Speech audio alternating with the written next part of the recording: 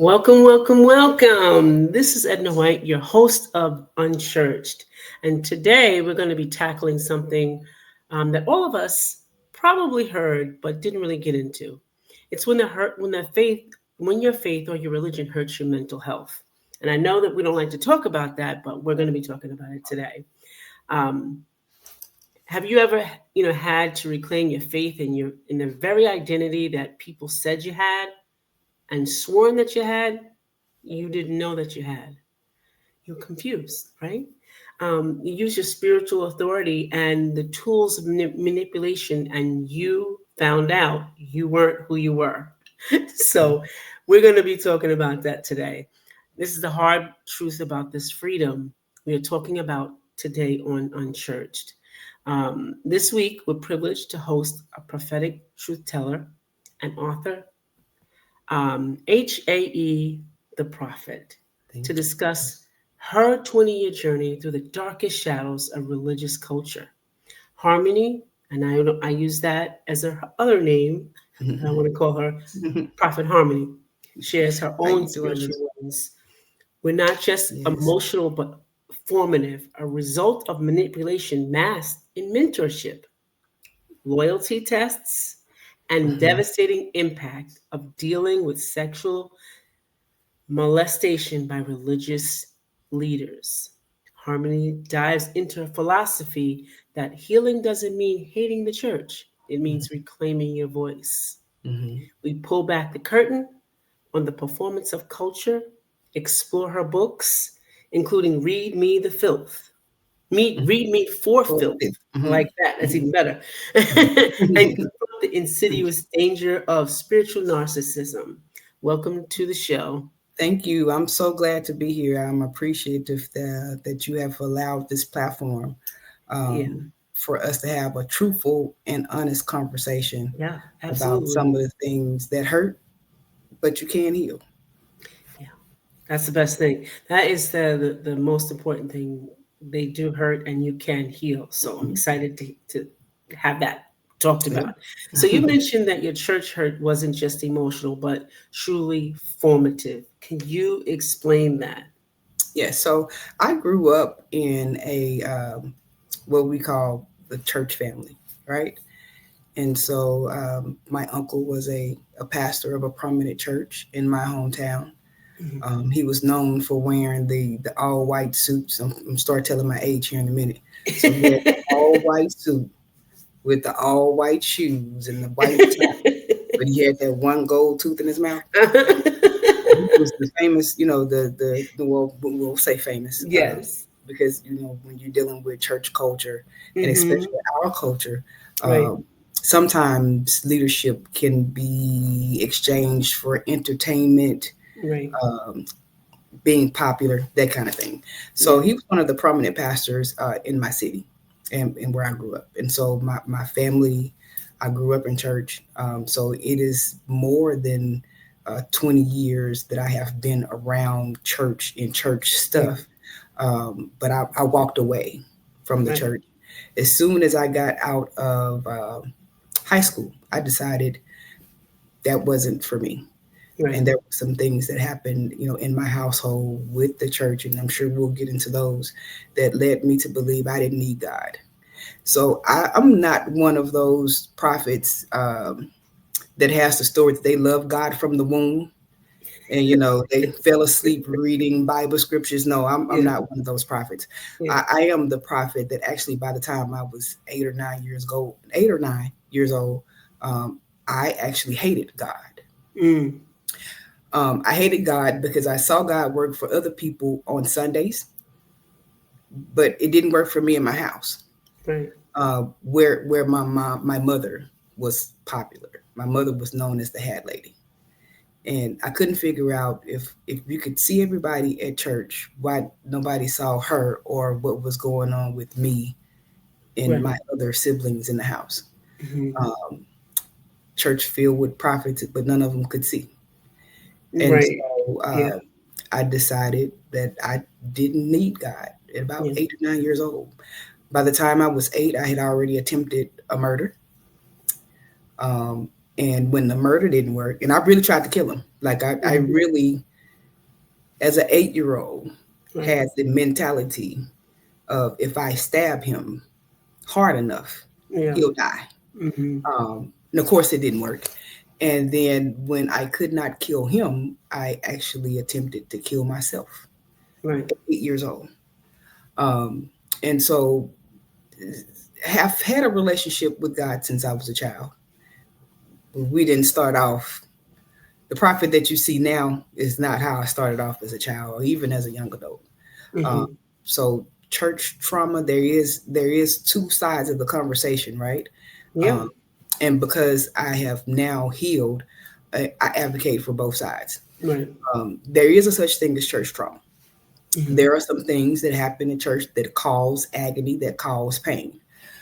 But on the Absolutely. radical side of self awareness, once we get older and once we mature to a certain point, we have to take some responsibility about there may have been some things about us that we allowed, Mm-hmm. even if we did know better, Right. we allowed it. So we Right. have to take accountability for ourselves as well. Right. Okay. All right. Can you describe the kind of high pressure, secrecy laden environment that allowed these profound spiritual wounds to take Mm. root? So I'll give you my story, my back end Okay. story.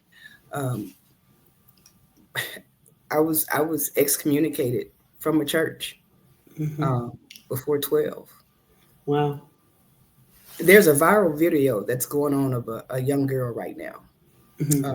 where she gives thanks to her stepmother, and they totally embarrassed this baby at the altar. Mm-hmm. It brought up the memory of me and my sister. We weren't allowed to do anything because, of course, back then you don't tell what go on in your house, and then you couldn't go Right. anywhere That just in was a case you secret. did tell, Yeah. right? Whatever goes on in the house stays in the Stays house. in the house. And Mm-hmm. so at one point, my uncle finally talked my mother into letting me and my sister join the children's choir at my uncle's church. And Mm-hmm. I was so happy. By then I had a friend, um, and the friend was on the bench after choir rehearsal, and she was talking about what her daddy did to show her love. Mm-hmm. In my ignorance, in my ignorance, I told what my dad, which was my stepfather, Mm-hmm. did to me to show me love, because that's how he presented it to me. Right. I didn't know that I was telling something Right. that I wasn't supposed to tell. I thought it was normal. Right. I thought it was normal because that's how I had been trained. Mm-hmm. Um, and my friend who was substantially older than me went and told someone else, who told my aunt, who was the first lady, who told my uncle, who was the pastor. They sat me on the bench while they had a meeting with my mother. I don't know what happened in the meeting. I don't know what was said. I don't know, because I was never asked. I just know Sunday, the following Sunday, I was Yeah. called up to the altar to be prayed over for a lying spirit, Mm.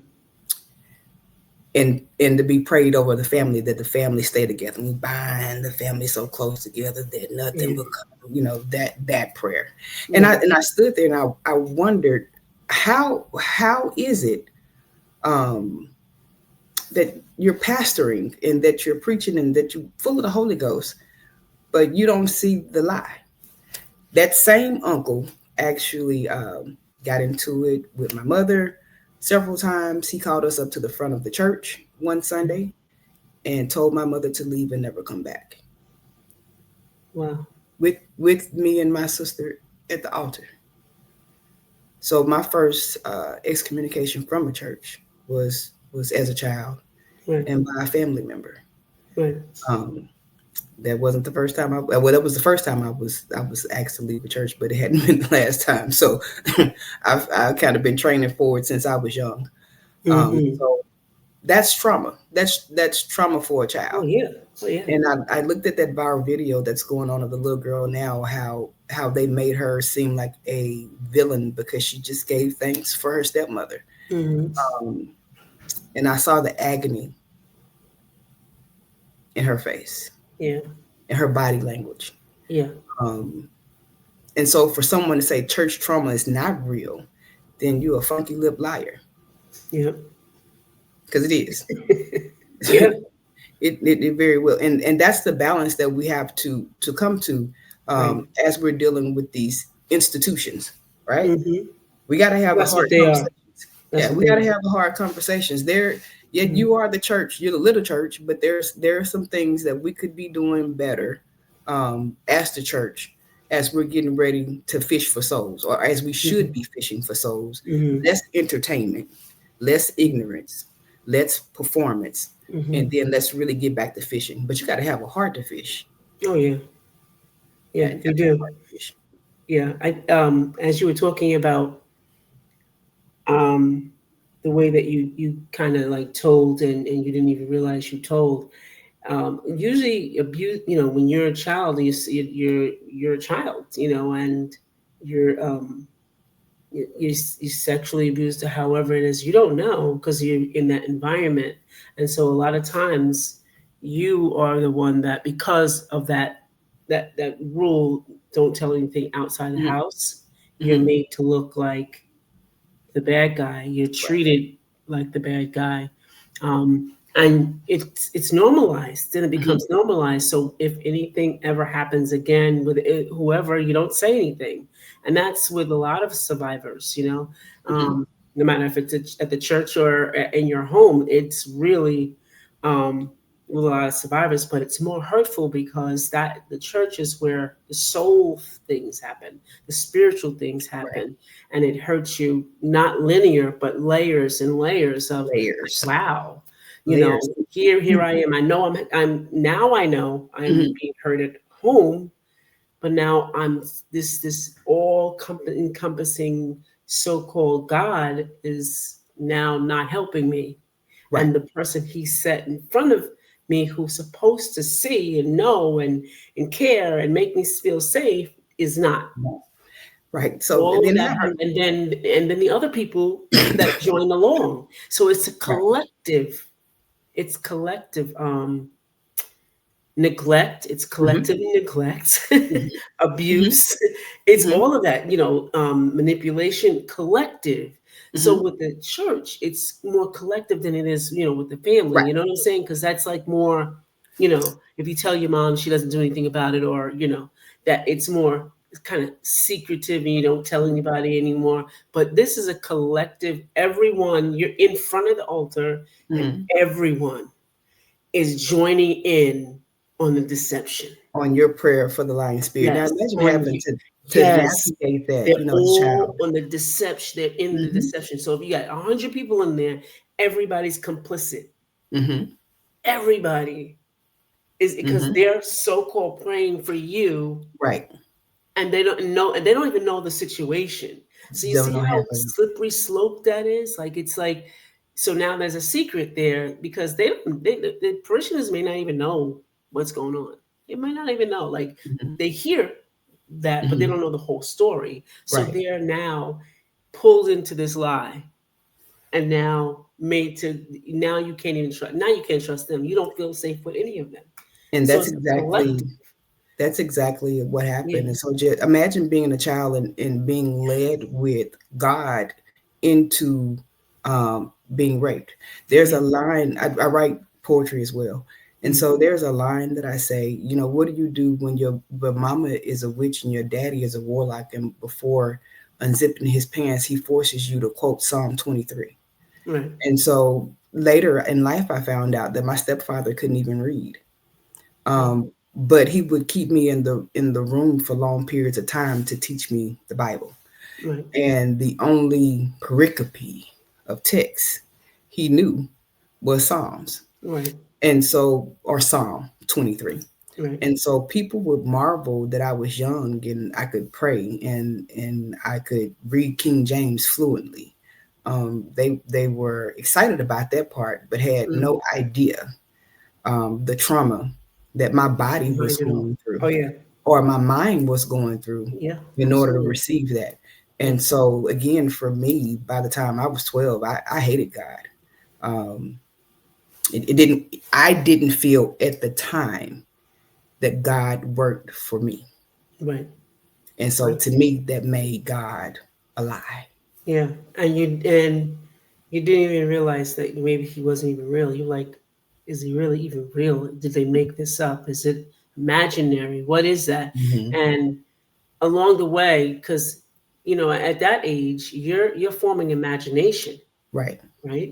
You're Right. forming imagination. You're forming, your creative side. You're forming all of that, Hmm. and to have that God part of it kind of ripped from you, Hmm. you lose all imagination. Hmm. And imagination is the piece that has to do with believing in yourself, Dreamer. believing in the future, believing Hmm. that you can do all these amazing, giving yourself confidence. That's all imagination. That's Right. all creation. Right. And so you lose that. And that's another critical piece too. Right. It took me a long time to tap back into that. Yeah. Um, Me too. I would Yeah. probably say I was in my mid 30s, right around 32, before my Hmm. light came back on. Yeah. But by then, I had fought to survive my household. Hmm. I got married young, thinking, well, if I got married, then that would somehow rectify Yeah. my life with God. And I end up marrying an abuser Hmm. and cheater. Um, then I became a single mother. Then I became let me try to say this safely for YouTube. I became a street pharmaceutical transport logistics manager. It was either that or strip. Right. At the time, I didn't have the body to strip, so I chose the other lifestyle that Right. would bring me money, and just by the grace of God, I was covered. Right. I remember there was a big big deal that was going to go down, and the person who I was transporting for Hmm.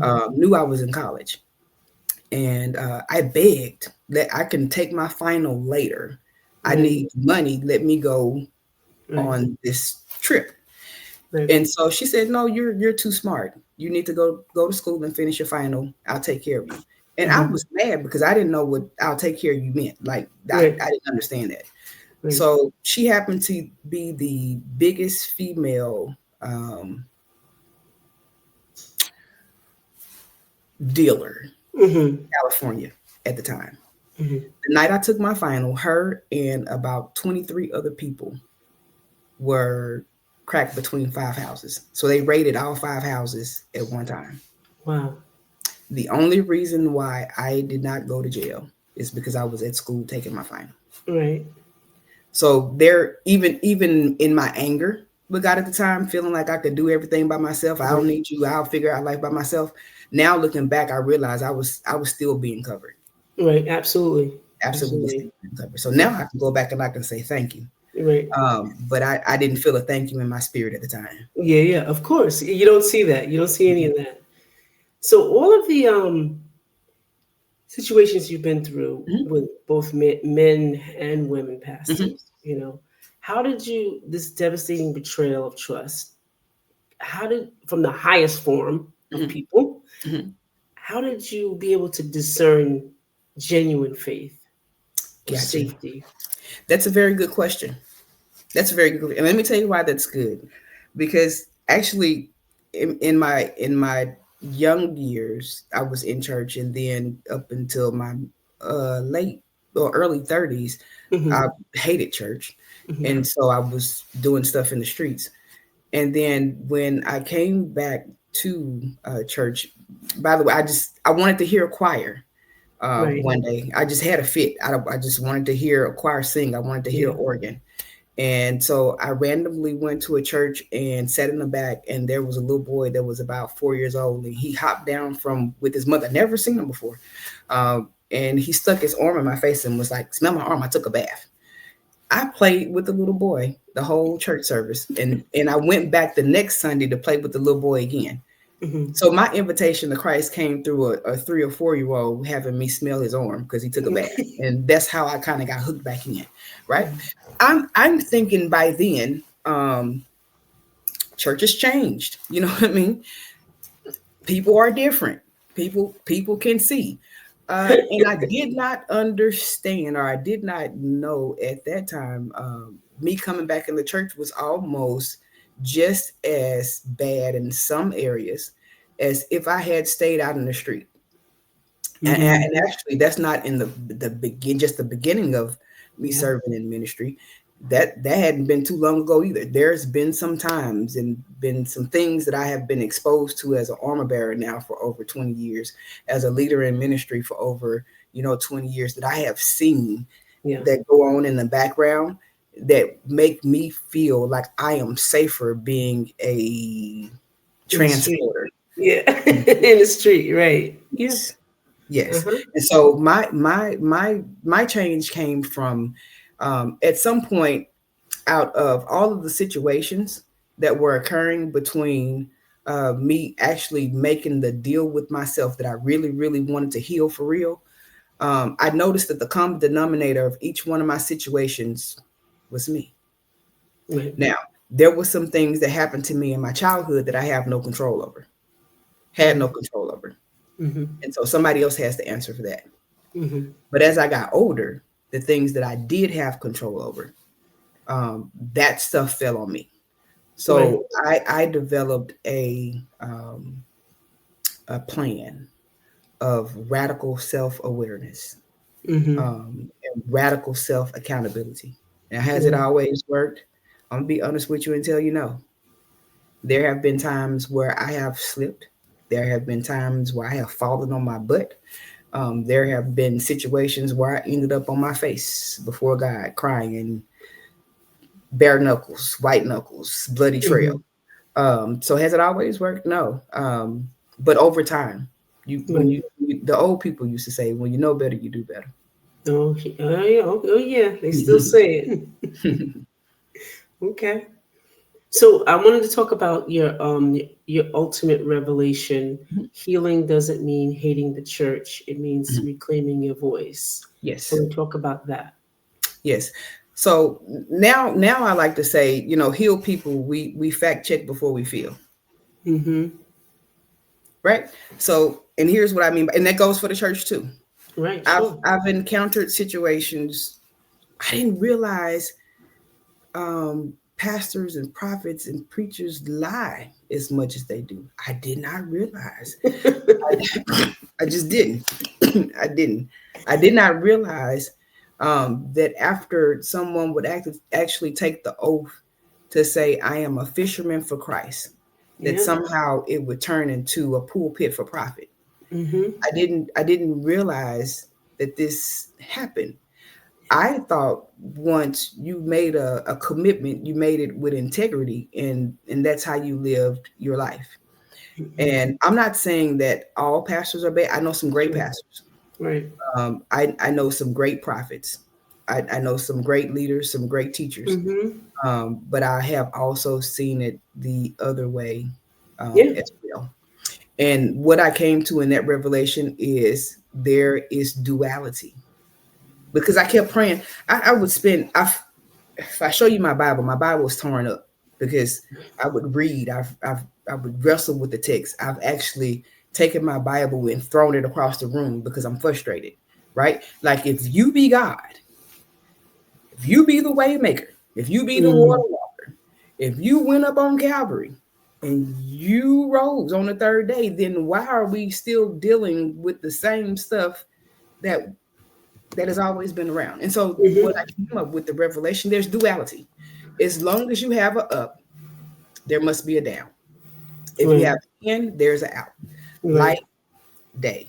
Right. So these, unfortunately, types of behaviors and characteristics in people will always be around. They're not going to go away. So what we have to do, as healed people, as people in the journey of healing, as the people who aren't afraid to speak out, like this platform, Okay. we Right. have a conversation, and Mm-hmm. I'm sure you've probably gotten comments, unchurched, what is that? Where we're not afraid to have conversations, the hard conversations, Yeah. and Absolutely. so we can That's what it's show about. Yep. and lead other people where they're not being caught in the same bear traps. Mm. That's right. Yeah. We often There's a picture that I've seen. It's a post, or it might be something somebody drew, and there's like this line of people, like there's a bunch of people. It's a line of people like this, and then there's a divider, and you Hmm. see somebody walking. They're pointed this way, and then you see somebody walking this way, and there's only one person, Right.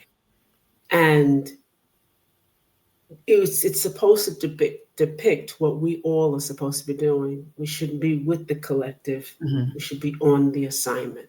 Hmm. You know, and that's what we kind of get lost because we don't feel safe, let's say, in our homes. Hmm. I know for me, I went to church because I didn't feel safe in my home. Hmm. You know, I was looking for something else. I was looking for safety. I was looking for um, a father figure. I was looking Hmm. for a mother figure. I was looking for some people or to belong. Hmm. You know, and then you end up belonging, and you see the signs, but you ignore them Right. a lot of times. That's a trauma response. Hmm. A lot of That times. is absolutely a trauma response. Hmm. So this is what I teach. And this is my talking point for that, because what I realized, in the word says it also, um, and even though I have, prophet in front of my name, I'm not God. Right. And neither is any man or any woman that's holding the microphone, even if they say God said, because Right. that's most of the time a Yeah. lie. Yes. Um, Most of the time. I see, and most of the time You a said, lie. I said, yeah. That's Like Paul said, right? yeah. I said, he said, they, this may be, this what may happen, but I said, this is what I'm saying. What I teach is get the information for yourself. Oh, yeah. Like never Yeah. and never trust anybody else's research No, except your no. own. Yep. Vet. Right. So we should be vetting the people that we listening to. Don't have itchy ears. Right. If you're in a space where you need that much confirmation, whether you need that much validation, um, then there may be some things about yourself that you want to self check, in Hmm. order to make sure that your core is correct. And Right. it may not necessarily come from church. It may come from a couch. Right. You may Yep. be looking the wrong direction. Right. Um, so those are the things that I tell people. You don't Yeah. make another man God, because then you make that person an idol. That's And so correct. there's a difference between respecting the leader, which should be reciprocal, by the way. Hmm. Yeah. There's a difference between respecting the leader and then worshiping and idolizing a Hmm. title. That's right. That's right. So that phrase kind of turns you, was a turning point for your book. Read me for filth. Hmm. How to drag yourself out of your own bullshit. Hmm. So how does that serve? How does that give other people the vocal freedom? Hmm. So I used to ghostwrite for several people, Okay. prominently pastors, right? Okay. Um, when you have low self-esteem, and when you're looking for a place to be validated because you've never been validated, then oftentimes you will put yourself in positions to be used, Mm. um, to be exploited. Right. And one of the themes that runs for us in our culture is, if you struggle now, and if you give until your cup cracks now Right. for free, Yeah. then you'll get rewarded later. Yeah. And in the meantime, you're building up people, while you're still here. Hmm. And so I was ghostwriting for several people, and I would have this funny phrase. Now it's funny to me, but I really lived by this, that I was a strong neck. Like I didn't want to be a head. Like I didn't want to be the head. I could function. I could do all the things that were required to be done to run a church, but I didn't want to be the head. I didn't want to be a pastor. I didn't want to be the front. I could just be a strong support. And after a while, I came to the realization that the same effort that I was putting into other people, that I could put it into myself. Yep. And there is no such thing as, if you struggle now, um, until your cup cracks, until you give of yourself, until you have nothing else, that you're going to somehow benefit from that later. Nope. That is leech mentality. Yeah. That is abuse, um, Mm-hmm. and it's narcissistic Yep. spiritually. Right. Um, Exactly. so our relationships should be reciprocal. That's what led me into writing my first published book under my name, Right. and it came from me dragging, having to read myself. You know how you say you got to Yeah. read. I read you. So I was like, no, okay, well, you need to sit down and read yourself. Like, Yep. what is it about you that Yeah. you're now at this point in your life, and you're still going through some of the same traumatic things with leaders? Now, it may not be physical abuse, but the mental abuse, the giving away of your ideas and your babies to other people, and then they mishandle, abuse, or Right. abort, Yep. and then you're trying to figure out why you're not moving forward or why you're not on a different level that you That should. right there. Yep. And Absolutely. so I sat down and I looked and I said, okay, well, the same effort that I am putting into others is not a self-care is not selfish. Um, and self-care can be more than just, buying roses for yourself. Those Exactly. are those are your going back and getting your dreams, going back Mm-hmm. and getting your babies, going back and um, finding out what your heart's desire is. Right. Because we like to make people work mules when it works for us. Um, and then when it's not working for us, then we call them witches, Jezebels, Yes. Mm-hmm. whores, rebellious, all those names All that those. we Right. like to call people over the mic when they stop doing what we want them to do. That's right. That's right. So I want to talk about your upcoming book that exposes spiritual narcissism. And I think Mhm. that's going to be one of our topics as well, Okay. um, and manipulation Mhm. from the other side of the desk. Mhm. Can you help our listeners understand what the form of psychiatric, you know, look it is, and how the spiritual control looks like in a Sure. practice? Sure. Mm-hmm. So actually, that book will be released February the 14th. That would be my third book. So Okay. it's called, that's the second edition to Read Me for Filth. Okay. That's the second installment of that. And so it's called Read Me for Filth, Relationships and the Bloody Trail, How to Escape the Powers of Spiritual Narcissism.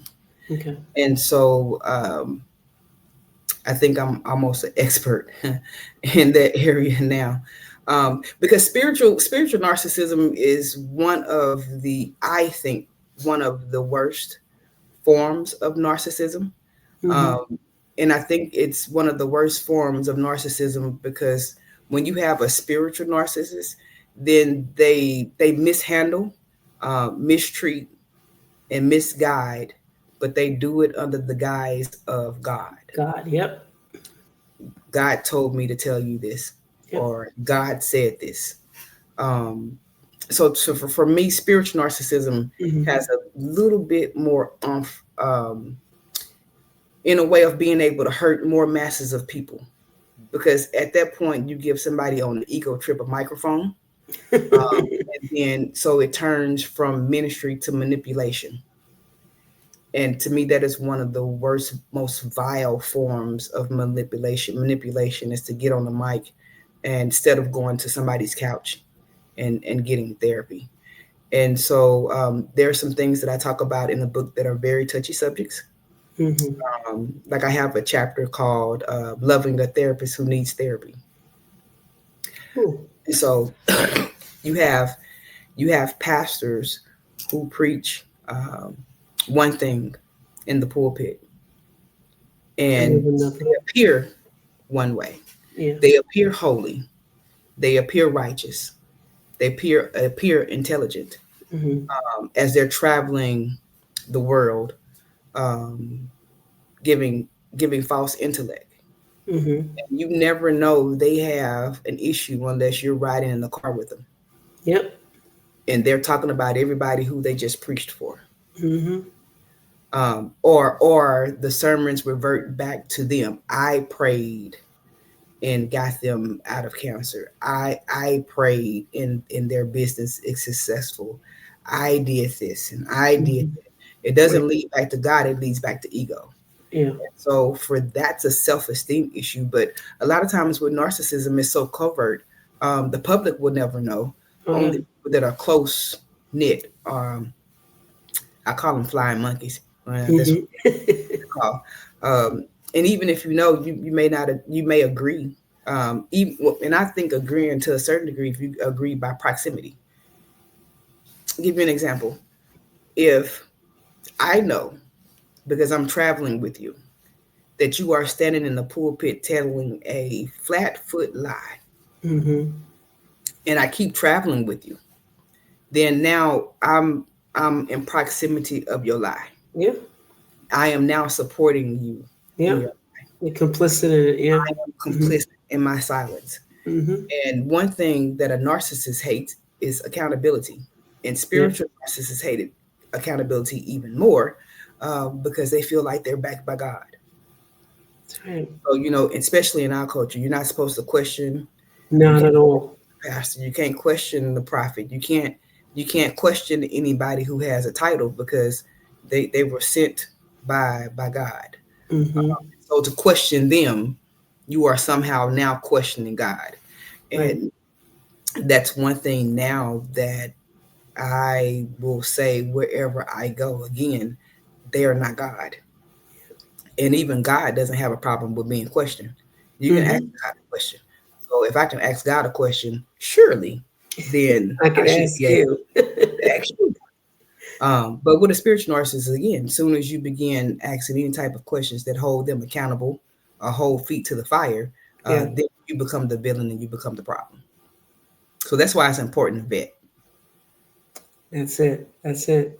That's good stuff.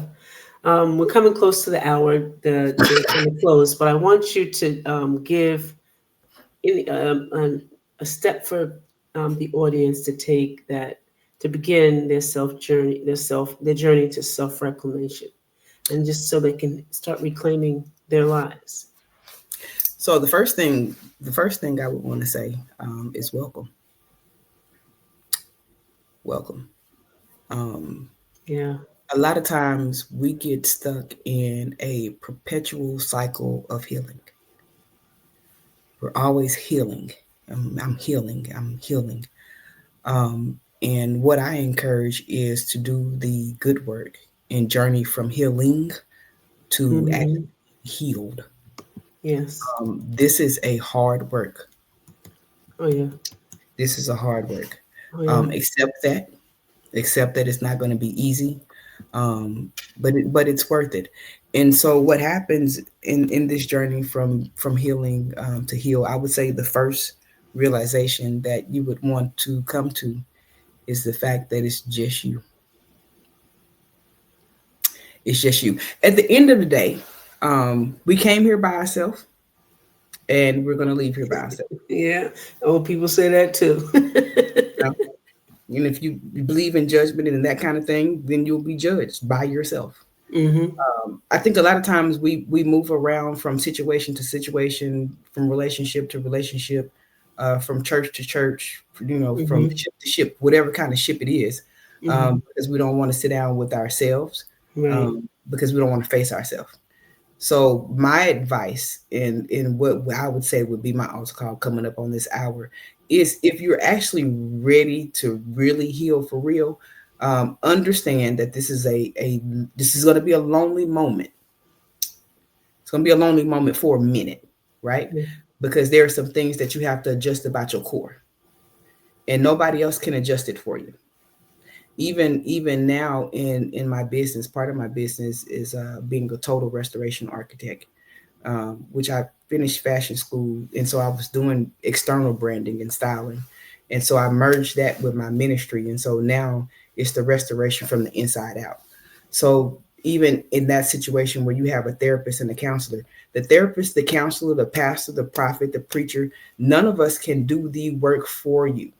And if anybody is presenting themselves like they can just pray you out, they can just bring you out or just cancel you out, that is somebody who is dealing with the Messiah Savior complex. They cannot. Hmm. This is a work that you have to do by yourself, Yeah. not by yourself, but for yourself. So Right. someone can midwife you through the process, but they can't birth you for you. You have to birth you for yourself. That's right. That is beautiful. I love that. Love that. We've reached the end of another powerful episode, audience, and we want to thank you guys for hanging in there with us. I want to extend a deep thank you to our Prophet Harmony for sharing her courage and her framework for identifying and healing from spiritual narcissism. Your message is clear. I hope you heard it, audience. Healing means reclaiming your voice. If you found hope in Prophet Harmony's words today, look in the comments section and you'll find all of her information so that you can get in contact with her. So take a moment to subscribe and like, and even download this episode and share it with other people. Your support helps us continue to shed the light on these necessary topics. And remember, your story is your power, just like the story of Prophet Harmony. We'll be back next week with more truth and more freedom. Bye for now.